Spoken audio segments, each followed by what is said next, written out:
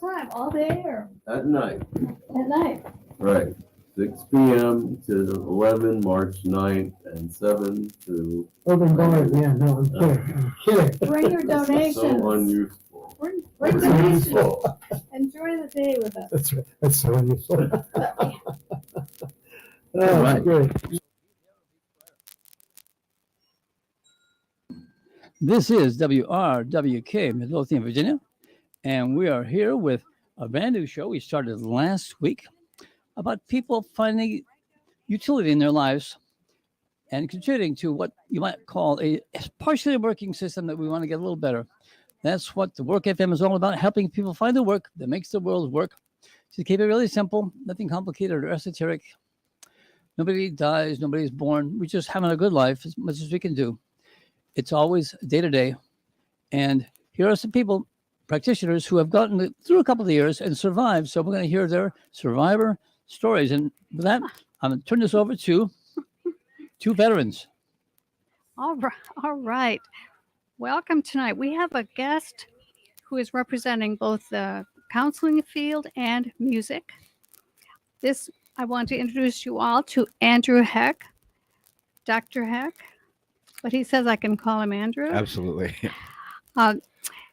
He's with a group in Richmond called Gero Partners, and that is working with the older population. And what age would that start at? Actually, that's an excellent question. It kind of depends on how we want to define that. 65 seems to be a pretty good marker for government programs, et cetera. But depending on the kind of issues that people might be facing, we could see people as young as 45 or 50 or 55. By focusing on what we call geriatric, we're really kind of trying to distinguish ourselves from, let's say, pediatric or younger adults, et cetera. So the cutoff is really less important to us than really kind of what we end up dealing with. And what are you mostly dealing with? Is it mental activities? Okay. Yeah. We are a mental health and care management practice. Care management is something that my partner, Courtney Petley, specializes in, and she and I own the practice together. Mm-hmm. And in essence, it is very much like social work, but it's comprehensive case management for individuals who are trying to navigate the care system. It's a very difficult system to navigate from a funding perspective, from a resource perspective, from a regulatory perspective. There's a lot to navigate, and people who are entering it, especially brand new, may not know their way through the system. What are some particular glitches that you help people get around or over? Glitches. That's a great question. Well, I can tell you some of the more common issues that we deal with. I know from a care management perspective, dealing with ailing parents, kids dealing with ailing parents is a frequent issue we run up against. Whether they have developed a series of medical illnesses or something that's happened to them cognitively. Again, giving them the resources to help their loved one as best they can, support them as best they can in the environment where they can best be helped and supported. That's kind of the job of the care manager. Are you funded by Medicare? Yeah, for the most part, a lot of the clinical work that we do, and I certainly will get into what I do, a lot of my work is funded by Medicare. Care management is not covered by Medicare. That is an out-of-pocket service. There's always a possibility that insurance and Medicare could kick in at some point in the future, but that's just not where it is right now. So what kinds of issues do you see presented? Well, that kind of comes down to what my work entails, really. What every day could look like for me. So I specialize in assessment and treatment of older adults' mental health issues. Assessment typically involves evaluating cognitive functioning, right? Memory and attention and language and so forth. Then the intervention piece, the treatment piece, is talk therapy, psychotherapy with my patients.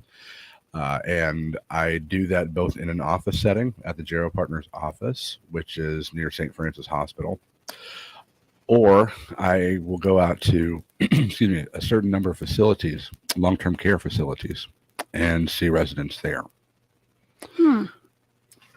I know we hear a lot in the news about Alzheimer and dementia and so forth. Mhm. Are you running into those a lot? Yes. Yeah. Alzheimer's disease is the most common form of dementia. Of all of the dementias, Alzheimer's seems to comprise around 50%. And then the other 50% are comprised of types of dementias like vascular dementia, where there's issues with the blood flow in the brain.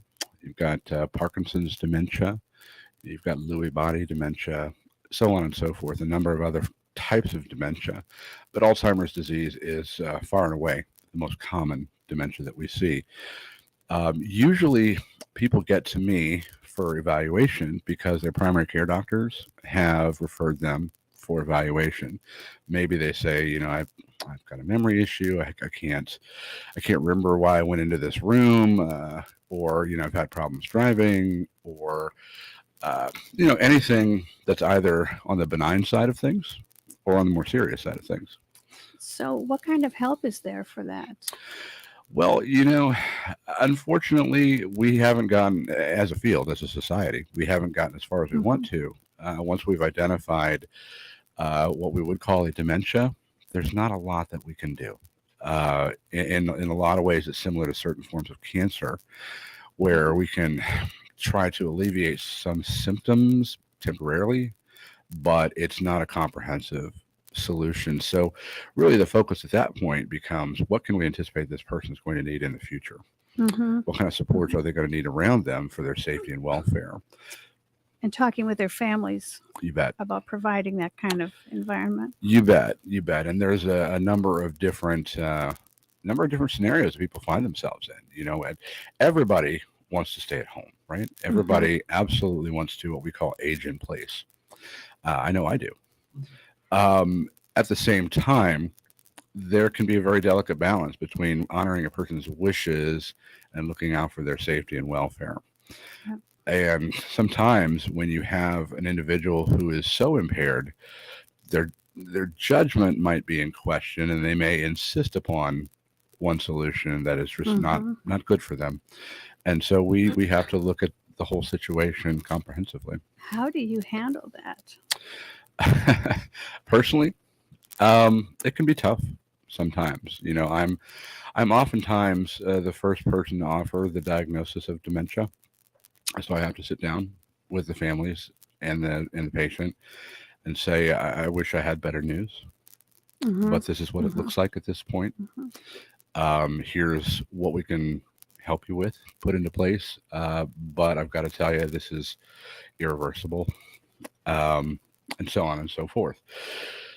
It can take a toll personally if you let it. I've been doing this about 25 years now. 25 years. Yeah, and it's not ever something I look forward to still. You don't really get used to delivering bad news. But there are many occasions where I get to deliver good news as well. Good news being it's not dementia, or there's something going on that's treatable. And I frame that as good news. You know, it's interesting that you can tell somebody that I think the problem is depression, and that can be good news. Typically in another context, that might not seem like good news, but if you're trying to differentiate that from some sort of dementia, it is good news because depression is obviously treatable. So in seeing all these, I don't know, rather, like you said, untreatable cases. Yeah. Are you also seeing ways that we could have prevented some of these problems from occurring? Well, you know, let's think in terms of risk. And there are things that increase somebody's risk for a condition, and there are things that decrease people's risk for a condition. For instance, we know that education is a protective factor against dementia. That doesn't mean if you're highly educated, you don't get dementia, because believe me, there are plenty of highly educated people that go on to develop dementia, but it does lower one's risk. Also, generally being in good health having good cardiovascular health, having good metabolic health, lowers risk of developing dementia as well. So can things be prevented? And to a degree, we still don't understand a ton about dementia and its causes.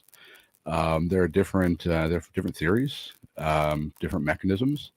So until we can settle on a full understanding, it's hard to know what to do to prevent anything. And then we have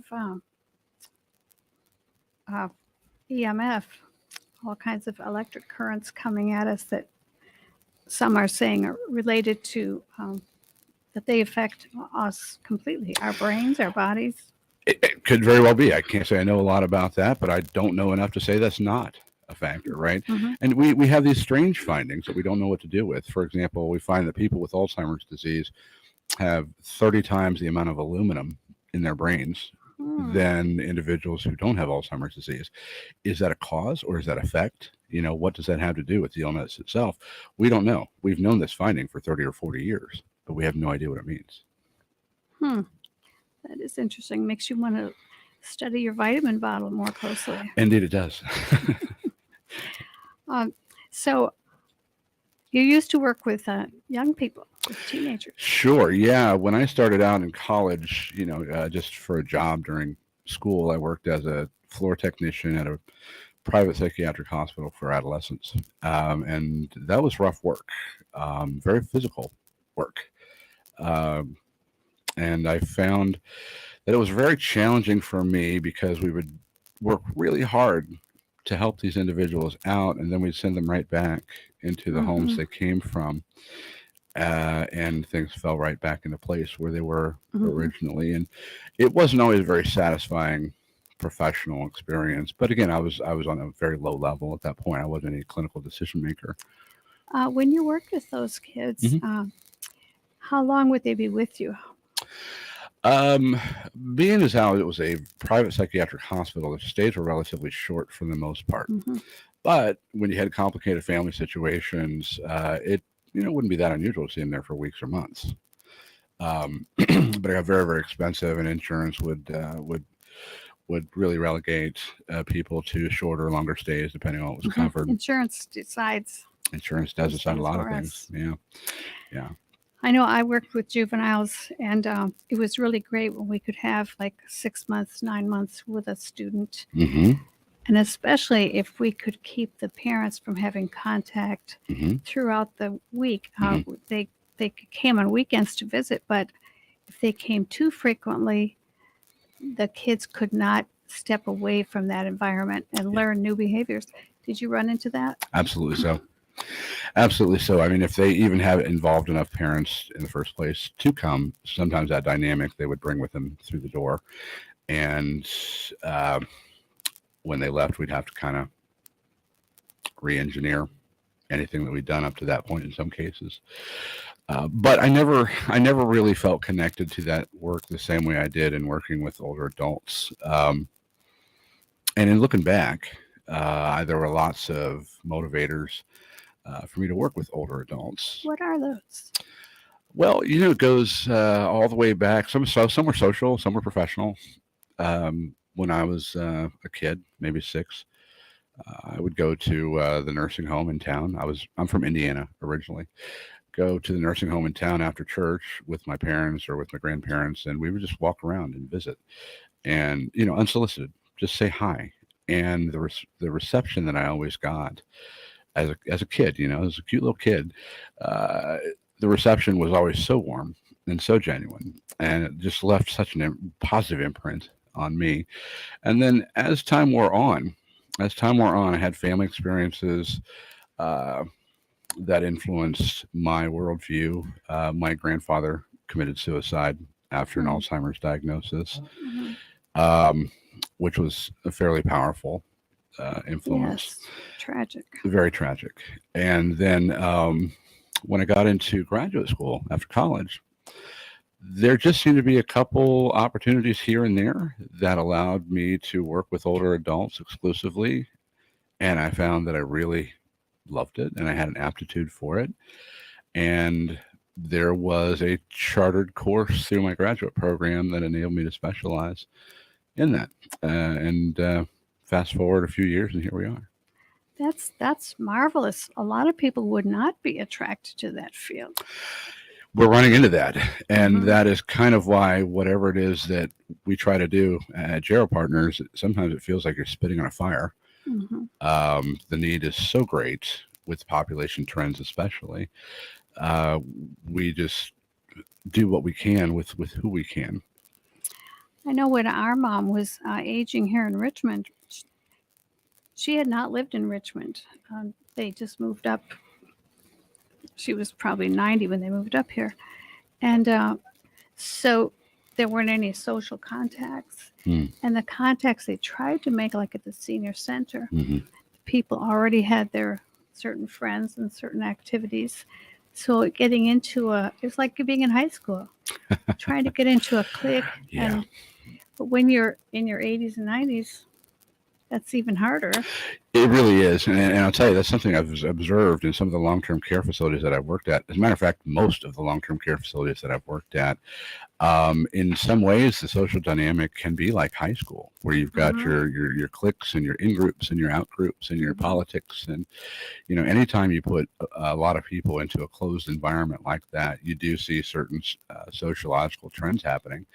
And these are things that people haven't had to navigate for many, many years. Let's say you're 80 years old. Well, you haven't been in an environment, a closed environment like that since high school. And it is quite an adjustment. Your privacy is practically nil. It's hard to know how to make new friends. You've had your friends all your life, and now they might not be there for you.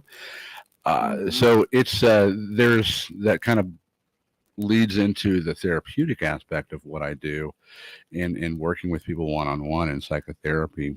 There are a lot of issues, many inherent to getting older, many not, many just regular human issues that I help them deal with, issues of conflict and loss and interpersonal relationships and things that anybody would deal with, but some of them are very specific to getting older.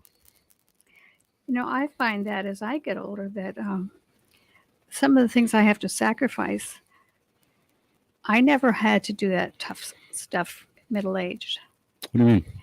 Making decisions about what to keep, what to give away, to whom to give it, what to throw away.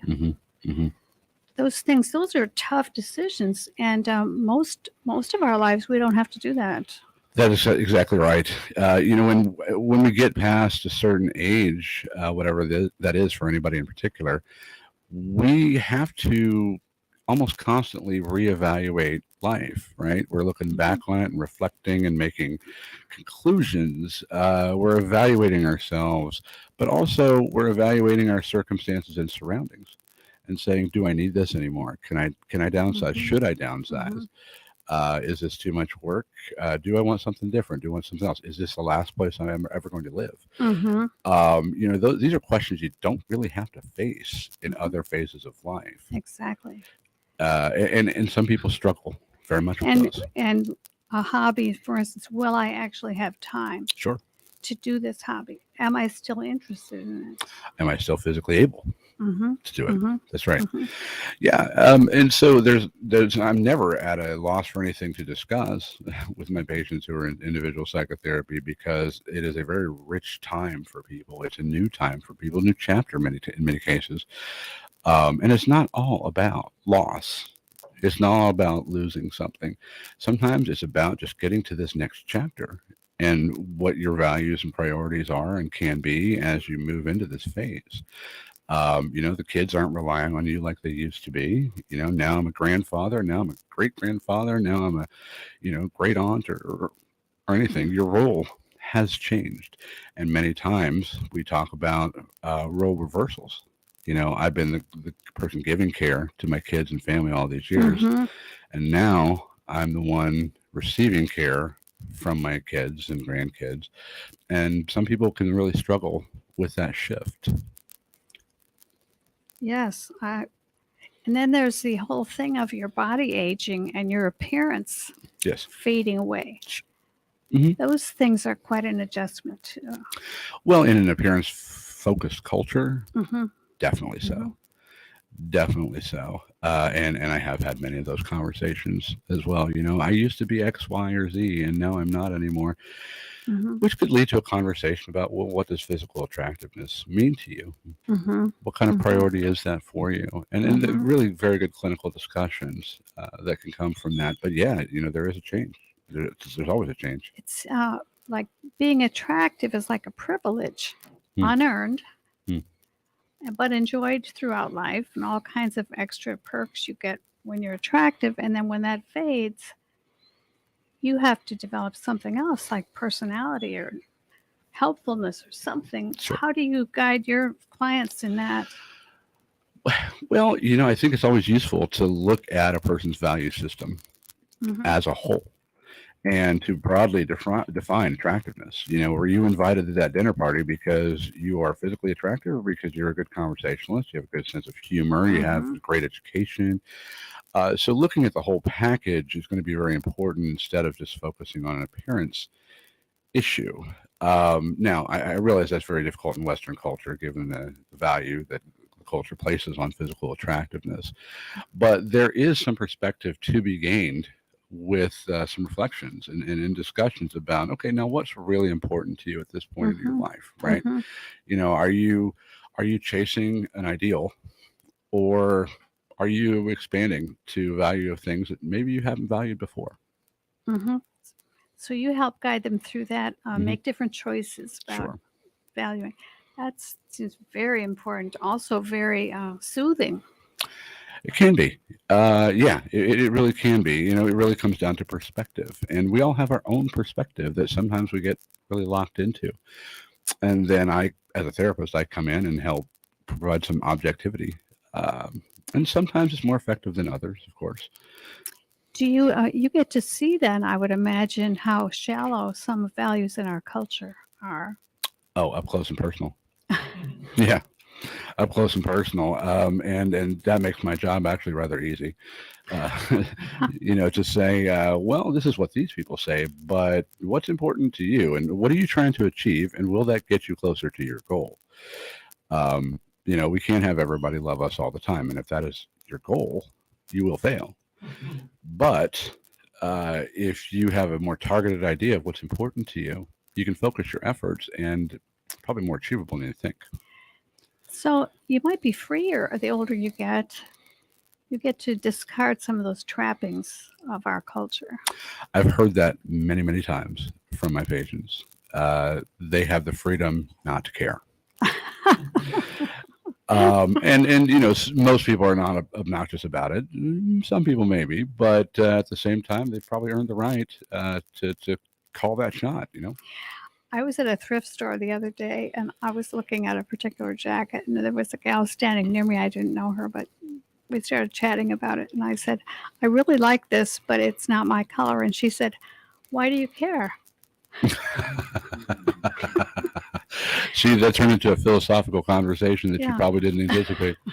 But speaking of philosophy and speaking of this program, actually, you know, I know useful people is kind of the theme we're working on, and that dovetails very nicely, I think, into something I love to talk about, and that is the utility of older adults. Not myself as a useful person necessarily, but these people as useful people. Many times people feel that their usefulness they've outlived their usefulness. They've been put out to pasture. I'm not, you know, working at a full-time job anymore. My identity, you know, used to be a factory guy and now I don't have this job, and what does that mean about who I am? You know, or, you know, my identity, I was a mother, and my kids are all raised now. What does that mean? What's my importance? What's my value? And society's telling me I'm not going to hire you because you're too expensive, or I can get somebody, you know, younger than you if I want to, or, you know, whatever the excuses are. So the idea of being a useful person as we age ends up being a central issue in a lot of conversations that I have. Where does your utility lie at this point in your life? So do you guide people into volunteering? Whenever we can, I think it's a great idea. Absolutely so. finding something that appeals to them, finding something they're capable of doing, finding something they have access to. A lot of times it's complicated by access. I will tell you that much, because maybe people have, had to give up driving or something like that. Mhm. And so they can't get to the hospital to do the volunteer work, et cetera. So that's where resources kind of come into this. But yeah, volunteerism is, there's a reason it's extremely popular with retirees. It's an identity issue, right? It's not a money issue. You're not doing it to make any money, obviously. How can I be of help? How can I put my skills to use? We oftentimes, for older adults, will focus on what is lost over time. That is, I'll give you an example. With cognitive ability, for example, it is very normal and natural for us to have diminished ability to multitask. It's harder for us to hold several ideas in our head at once and operate on those ideas. That's normal and natural. Just as if sometimes, we shrink in height because our vertebrae are compressed. Well, that's normal and natural, unfortunately. And not being able to multitask as well as we used to is also normal and natural. But what we don't talk enough about is the accumulation of wisdom and experience in problem solving that actually continues to get better as we get older. Provided there's not a disease process going on in the brain, our problem solving improves. Very interesting you say that. I'm thinking of the native cultures, the indigenous people cultures that I know of, and how they respect the elders because their elders can step back and look from years past and give advice that the short-term thinkers have not thought of. Sure. And that is a culture, and I confess I'm not an expert on indigenous culture, but from what I understand of it, it is a culture that values their elders in ways that we really don't. They exalt individuals who get older. We don't tend to exalt individuals who get older. I would love to be able to change that. I'd love to be able to teach people how to value one another as we get older. And we try to do that one person at a time. But again, we're spitting on a fire, and it's hard to get to everybody. I really think, especially in this day and age with a lot of artificial chaos imposed on us, that older people who can be more calm, who can step back and not step into the fire, that we have more power now and more need for us now than ever. Yeah, I couldn't agree more. And there's how's the saying go? Better discretion and valor. How's that phrase go? Valor or discretion is a better part of valor, I think. Oh, yeah. Yes. And there's a lot of truth to that. Rather than running into every fire, stepping back and deciding metaphorically, is this a hill worth dying on, given my lifetime of experience? And if it is, you go for it. And stepping back and seeing like what's causing this problem? What's obstructing it? Yeah. And are we still dealing with symptoms, or are we looking at the cause of an issue? Right. And it comes back to perspective, right? Like we were talking about before. And I think when we're all younger, we're full of energy, we're full of idealism, and we want to act. But we don't always know how to act. Well, that is what grows over time, knowing how to act, and perhaps sometimes knowing how not to act, or how to act judiciously. And that is a great example of abilities that get better as we get older, instead of just looking at what deteriorates as we get older. And I'm thinking too of, I was thinking of parenting a few days ago, that kids and young adults and middle-aged adults, they know what they want, but they don't always know what they need. Sure. Yeah. And conversations between older sage folks and young up and comers don't happen as often as they should. That would be a really wonderful melding of resources if we could connect older folks with younger folks as often as possible. There are a lot of initiatives that pair older adults with, say, daycare child daycare. Yes.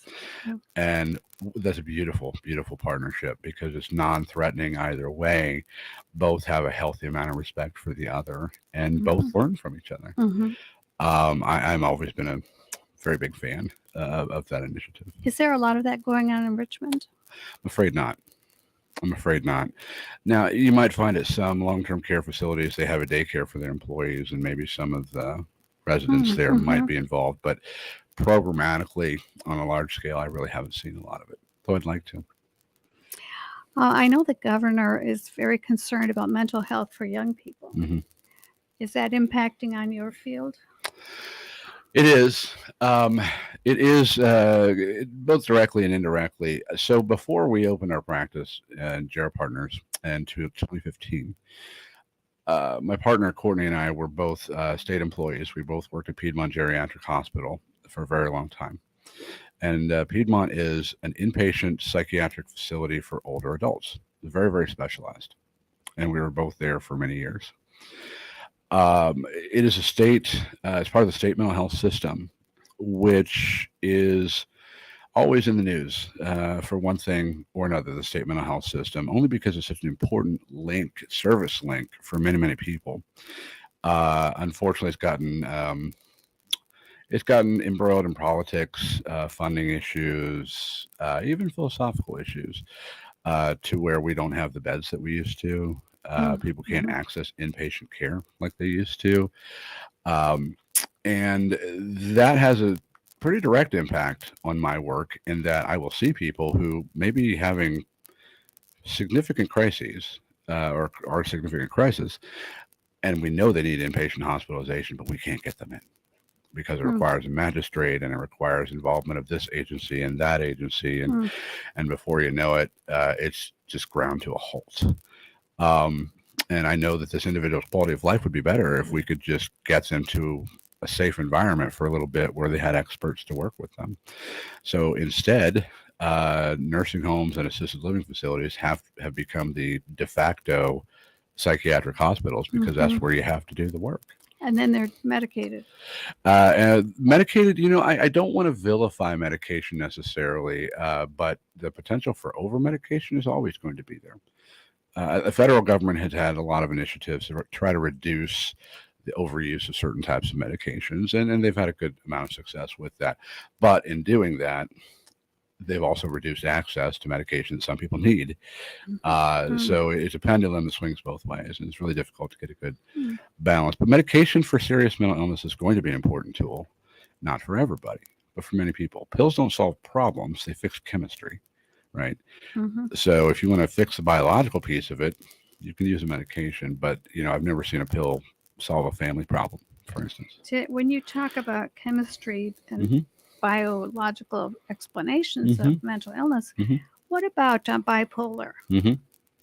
How do you see that in older folks? I see it more than people would think. Now, a serious mental illness like bipolar disorder, unfortunately, is going to reduce a person's lifespan, not because it's going to cause physical deterioration, but it puts them at risk of lifestyles that don't lend themselves to longevity. They exhibit risky behavior that could really put them in jeopardy. So we don't see as many people with serious and persistent mental illness like bipolar and schizophrenia live into older adulthood as often as we might for other types of mental illness like depression or anxiety. But it does happen. And in bipolar disorder, what you have to pay attention to is how aging impacts it. For example, manic episodes, which is what defines bipolar disorder. Manic episodes, a period of excessive activity, grandiosity, sleep disturbance, impulsivity, rash decisions. A couple interesting things about that. Number one, you have to define what that looks like in an older adult. That's different than how a 22-year-old might show symptoms, right? A 22-year-old might get into drug and alcohol abuse. They might be engaged in very high-risk behavior, promiscuity, etc. Well, if you've got somebody who's 75 years old in a manic episode, do they have access to those drugs and alcohol? Do they have access to promiscuity? Do they have access to the?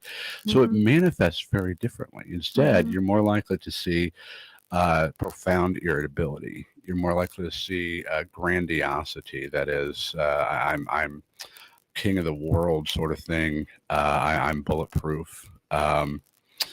Hyper productivity. Lack of sleep, sometimes 2 and 3 nights at a time. So you have to look for different things depending on how your individual is who's affected. And those episodes, those manic episodes, can last for weeks at a time. A lot of people have this notion that bipolar is moment to moment. They're up and then they're down. That's not it at all. A manic episode will last for an extended period of time. And as people get older, those episodes last longer. And there is fewer and fewer. There are fewer and fewer days and weeks between one episode and the next. So the episodes grow closer together and the episodes last longer, just as a function of normal aging. And they're very hard to reach. It's hard for them to hear any outside suggestions. Yes. Yeah. When a person's in a manic phase, their insight is very low. That's why a lot of people fall off their medicine. They might be on a stable medicine, but then they start feeling a little bit better, and then they start feeling a little invulnerable, and I don't need this medication anymore, and so on and so forth, and the downward spiral can begin. So these people not only need the medical care, but they need some assistance and support in staying on their medicine, and some supervision and encouragement to stay on that track. I see we have a message that came in. Could you describe the course of human development from the perspective of the individual and how counselors fit into helping individuals have a meaningful life? That's a very big question. Well, I think a counselor is, first of all, going to help that individual define for themselves what a meaningful life is.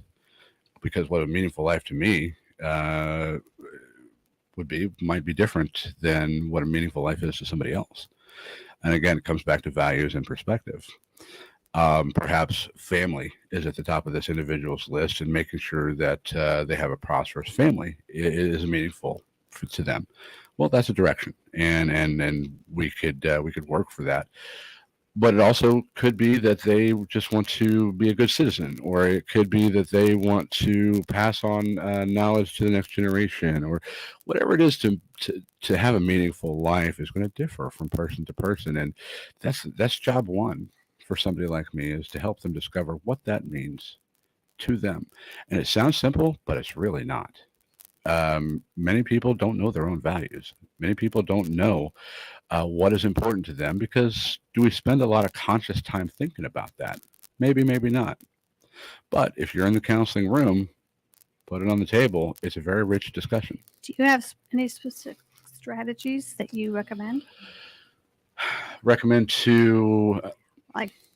sorting out your values, like a list of things, and you have to prioritize them according to what's most important to you. You know what I tell people a lot? What's the last thing that you think of before you go to sleep? Because that usually is something that floats to the top of the top of their list. Are you worried about paying your bills? Are you worried about the argument that you had with your mother? What did you think about? What we used to do with teenagers was we had a set of cards, like 20 cards. Each one had a value on it. And the student ranked them in order of what was most important on down to least important. And then they wrote down what their list was. And the next day, they looked at that and considered, did they still feel the same? And they rearranged them and recorded that list. Anyway, they worked it through until they had figured out what was really important to them and what was not, what had gotten to the bottom of the list. And what would you do with that information? It was part of the self-knowledge for the student to have, to know this about him or herself. I saw kids cry when they realized how important some things were.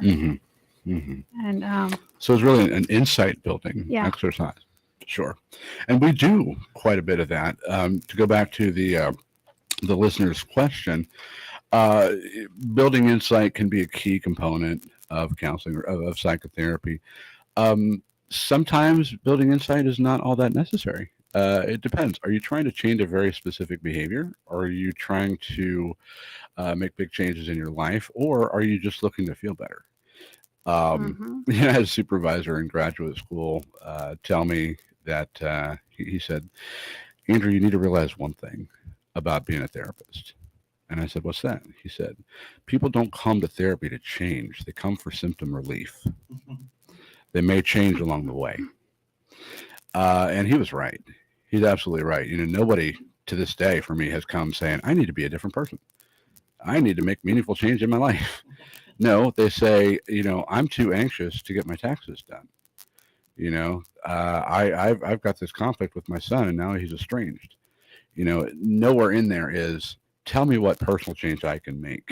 We get to that, but we have to sometimes take a circuitous route to get there. They're in a crisis, which is a symptom. Yeah. Something's going on. What advice do you have for people of all ages aiming towards mental health? Don't be afraid of it. Don't be afraid of it. I've tried to kind of boil down in my own career what scares people about mental health.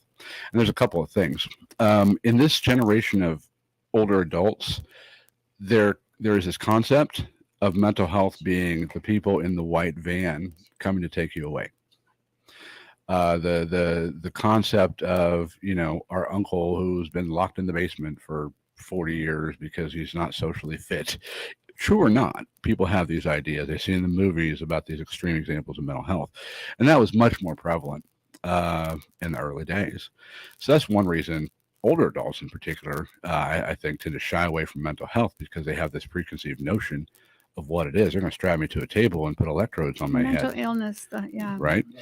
But second of all, I think a more universal hesitation that people have is the idea of somebody holding a large mirror up to your face can be very intimidating.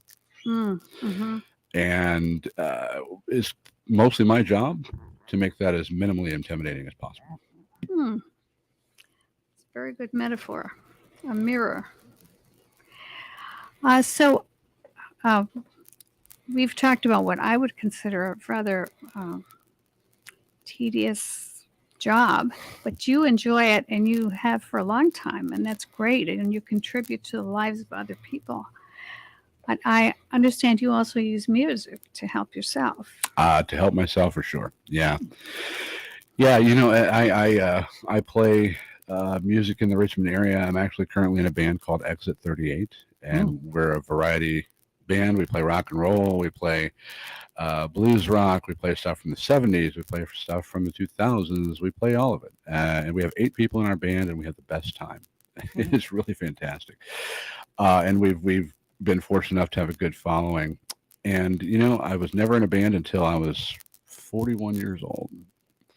And I will back it up even further than that and kind of mesh the mental health and older adult piece into the music. Less the mental health, more the older adult. So when I was between 2nd grade and 7th grade, I had this wonderful woman by the name of Phyllis Davis, who was a church organist, and she was about 300 years old. And every week she would teach me piano lessons, and she would let me do whatever I wanted in terms of playing, And so I enjoyed playing TV theme songs because, you get to watch them every week and you know them. And she said, that's great. I don't have to have you doing classical music. You don't have to bring Beethoven. You can bring, Hill Street Blues, and that would be just fine. And that really set me on a foundation of music. But not only that, but an appreciation of older adults, because she was the kindliest woman, the most patient woman. And she became part of this tapestry of wonderful older adults that I experienced in my life that no doubt played a role in me specializing in what I wanted to specialize in. You have a very unusual background with that. It headed you right in the direction of where you are now. I think so. This going as a child to care facilities, visiting with the older folks there, church organist. Yes. took you under her wing and Yes. taught you music as well. Yeah, things I think really came together for me in a wonderfully fortunate way over time, and I suppose I allowed it by choices that I made. But I realized not too long into working in mental health that it can take a toll on you if you're not careful. You'll take it home if you're not careful. I've heard many things I can't unhear. I've worked with Mhm. all manner of folks, from the best people to people who may not be the best. And you've got to find a place to put that, or at the very least, you've got to find a side of your own identity that doesn't rely on that. To be honest, I don't want to walk around being a psychologist. That's Mhm. It's what I do, and it is an important part of who I am, but I'm not going to wear a t-shirt that says I'm a psychologist. Mhm. Number one, because people would think that was very strange. Yes. But number two, I would much rather proclaim that I'm a musician. Mhm. It's the way I see it. Not only does it help me, but I think it brings a lot of people into a very wonderful place too. For example, when we're playing a show, right? We're playing a show. We're there for 3 or 4 hours playing music, and for that 3 or 4 hours, we all have this social contract, right? Mhm. We have the social contract that we're going to behave, we're going to have a good time. Nobody is there to cause any sort of a ruckus or any sort of a problem, minus your occasional, riffraff. But for the most part, we're all there because we have agreed this is going to be a fun thing to do. And for that 3 or 4 hours, we get to escape everything. Mhm. And you're on a team. The You're on whole team That's right. has the same goal. That's right. The same goal. And so we get to be there for that period of time, engage with this crowd. And the crowd doesn't always realize it, but they're the show too. And we are all forgetting everything by agreement. We're not thinking about taxes. We're not thinking about a car payment. We're not thinking about really anything else but what we're there to do. There's a lot of bonding. Very much so. So do you think, is that the case in some of these big concerts that kids are going to? How so? Are they also bonding in an emotional way with the rest of the group? You bet. When you have something huge like that in common, it really is bringing people together. And that's something that music does, in my opinion. In general, music doesn't really divide. I mean, people have different tastes, sometimes strong tastes, but people don't fight over it.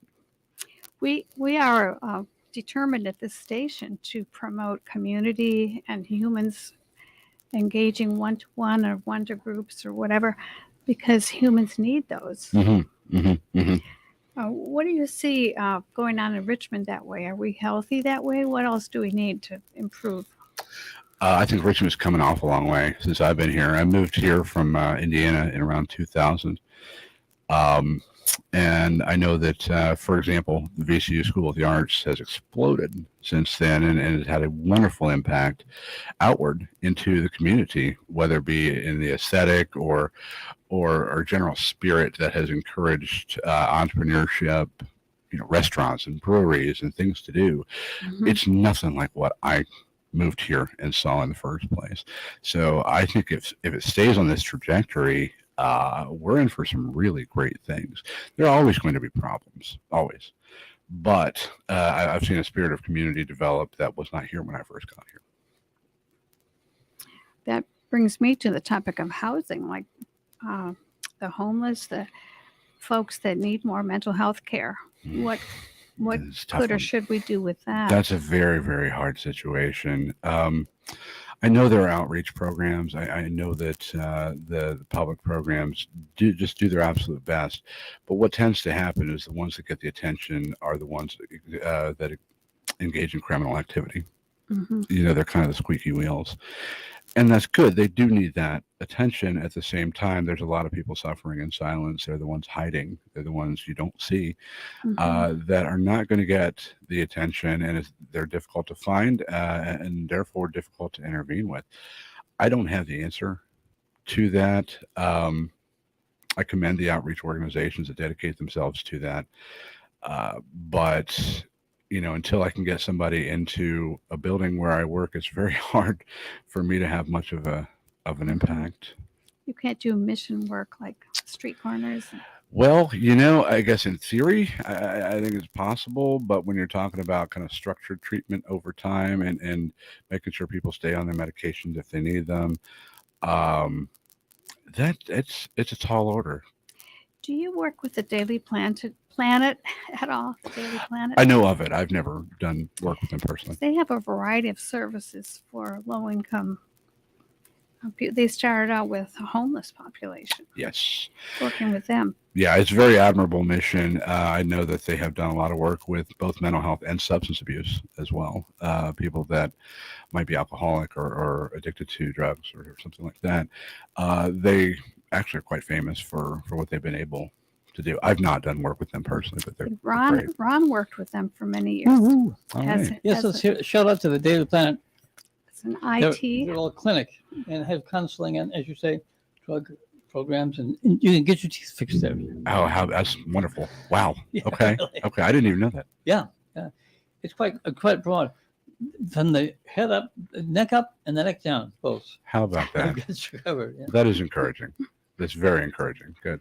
And what you also have to give people an incentive to want to do things differently. Mhm. Mhm. If somebody doesn't want to feel like they're under the thumb of a system, it would be very difficult to influence them to come in and engage in a program.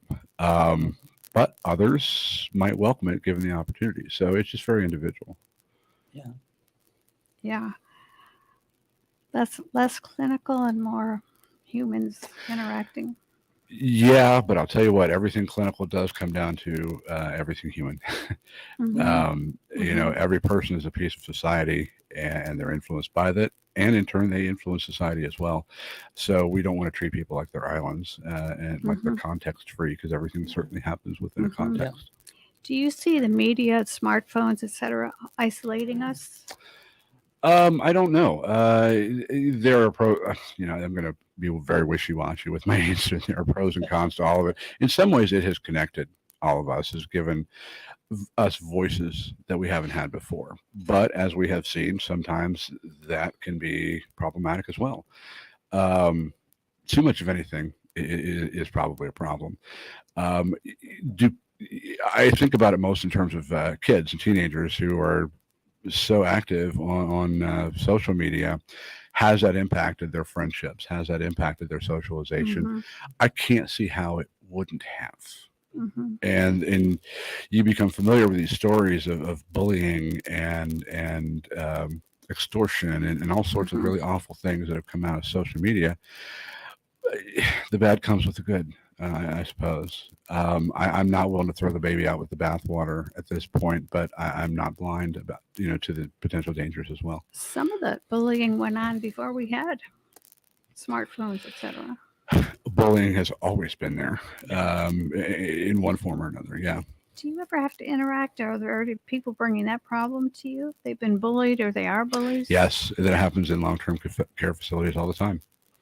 People don't think about it, but it does. You've got people who might be healthier or stronger or in their way more capable, and it's intimidating to other folks. Mm-hmm. Some people need to wield that, and sometimes they have to intervene. It does happen. Look, if it happens in a high school dynamic, I promise you it happens in a long-term care environment as well. That's interesting. Yeah, you've got your relationship triangles, and you've got your money jealousies, and I mean, you name it, it has its own version. How do you handle, like, if you encounter bullying? What do you do? Well, if I were able to get the identified bully, in to see me, we would certainly have the opportunity to say, oh, all right, here's what the situation seems to be. Tell me what need you're fulfilling, right? What's important to you? Are you trying to achieve something here? What do you want to achieve? And have you always wanted to achieve that? Is this new for this part of life, or and on and on and on? And you would just take it in a very therapeutic direction, just like I would the victim of a bully. Yeah. How do you help the victim? First of all, you let them know they're heard and that they're seen, that it has not gone unrecognized. Let them know that they are safe. Also important. And those are words, as a therapist, you cannot say too much. You're safe. You're safe. you are Hmm. safe. But you have to mean it. You can't tell somebody they're safe when they're not safe, because if something happens, then you've lost all What about martial Trust. arts? in what sense? Like, do they? Martial arts seems to give people a lot of confidence. Sure. Yeah. In interacting with each other. Yeah. So I wondered if the older population has any kind of training in self-defense, if they should need it.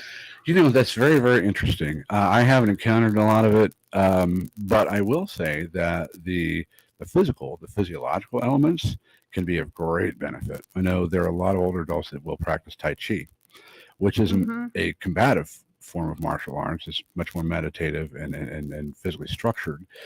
But even with, let's say, Parkinson's disease, there's a very, very popular rehab program that focuses on boxing. No kidding. Yeah, boxing techniques to help them regain muscle control that they may have lost through the disease process. It's very popular. It's a great development. Is it you recover some of your function? In a way, sometimes it's about recovery. Sometimes it's about preventing further loss. And sometimes it's just, as you were saying, sometimes it's an esteem thing. So, I do have more control over my body than I thought I did. Wow. And boxing is kind of a cool thing, right? If you can get a little Rocky montage going and people feel good about themselves, It's neat to watch. It really is. I'm sure among the geriatric population, Oh, yeah, I love it. it must be. Do you teach people Tai Chi? I don't know Tai Chi to teach it. I don't either, but I'm going to learn it. I don't think you can go wrong. That sounds great, actually. Motion is life. Balance, Mhm. stretching. From what I heard, it tends to border on yoga in a lot of ways. So, how could that not be good for you? I lived in Japan briefly, and I remember when I would be on the trains going to work, on the rooftops, people gathering before work doing their Tai Chi together. Is that right? Groups of like 100, yeah, on those flat roofs. I can't even count the number of positive things that are happening there. That's fantastic. Mm-hmm. It's really fantastic. And so, I know I'm trying to keep an eye on time too. I really do want to emphasize the idea of older people being useful people, and remaining that they feel that they remain useful people throughout their lifespan. We can all contribute to society as long as we can fog a mirror. There's something that can be done. We are living proof of that. Indeed, Andrew. indeed. And it's sad to me that we have to work so hard to make people feel valuable, but I think the rewards far outweigh the work. And if there's one thing that I try to do above all in my work with my patients is make them feel valuable, make them feel seen and valued and understood and appreciated, even if they're anxious, even if they have a disease, even if they have a debilitating disease, even if their memory is deteriorating, they're still value. They're valuable to somebody for something. And to help them see that is very important. Thank you. Thank you so much. This has gone in many directions that I didn't expect. And it's so valuable, what you've gleaned from your years of experience and what people need and benefit from, and what our listeners, our streamers can learn from this. It's growing old is not a bad thing. No. It's really not. In many ways, it's a reward, actually. It's a reward for the things that you've done earlier in life. It's not a punishment at all. And so I'm happy to be a part of the workforce that works with older adults. I want to encourage people to get involved in working with older adults because, as you said before, it's not always the most appealing for whatever reason for people to work in that arena, but it is extremely, extremely valuable to me, very rewarding to me. And it's interesting for me too, because by definition, I've never had an aging issue. So I'm imagining what it must be like. I can't experience what they experience. So I really have to project myself hard into them and what they experience. So it's kind of the one specialty where you can't really relate on this personal level. Everybody's been a kid, so you can work with kids. Mhm. Can't say I've been there. Yeah. Right. But when you've been doing it for a while, it's not hard to see that perspective. And I think many people appreciate that you look. What ideas are there for young people or anyone of any age who want to help more with the older people? I think jobs in long-term care will give you a great appreciation for what it's like, not only to work in the field, but to actually live as an older adult. It's not always the prettiest thing to see or to do, but volunteering at a nursing home, volunteering at an assisted living facility, even volunteering at a hospital where they get lots of older folks coming through can really give you some perspective. And I've never seen love from patients as I've seen from my older adult patients. And there's almost a different set of rules. I get the most wonderful warm hugs from my patients all the time. You can't do that with every other population. That's right. Yeah. That's the thing that I notice about getting older is your body may be aging, but your mind is still there. There you go. That's right. And you have to appreciate that. You have to heed that. Your mind wants to do things that your body might not be able to do, and that Mhm. requires some coping. I see that every day. Right? Every day. Yeah, for sure. In fact, it reminds me of the show itself because we're running into our 60-minute limit, and yet we could go on for hours. This is a topic that Sandy and I particularly are immersed in. Roger's on his way to, and Andrew's watching it and knows eventually he'll get there. How to do it Yes. gracefully. I'm going to show you all this is WRWK, Midlothian, Virginia.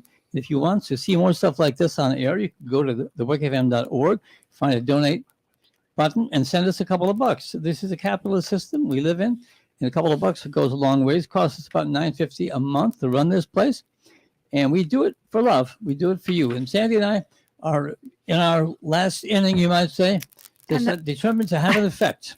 That's enough of that, Ron. But what about the website? Talk about the website. Sure. So my practice, which is Gero Partners, we have a pretty comprehensive website that we work very hard on. It's www.geropartners.com. That's spelled Gero, Gero Partners, geropartners.com. We have a lot of resources for education, for guidance and direction.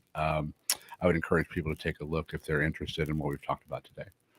Thank you All right. so much. Our guest this evening has been Andrew Heck. He is a psychologist and a musician, and his main work right now is with Gero Partners, dealing with the elderly, which he enjoys, and I'm sure they enjoy working with him too. Thank you so much for all sharing your insights with us. It's been a great discussion. It's an honor to be here. Thank you for having me. Our pleasure. Well, back to our loop, folks. Wave goodbye to your crowd out there.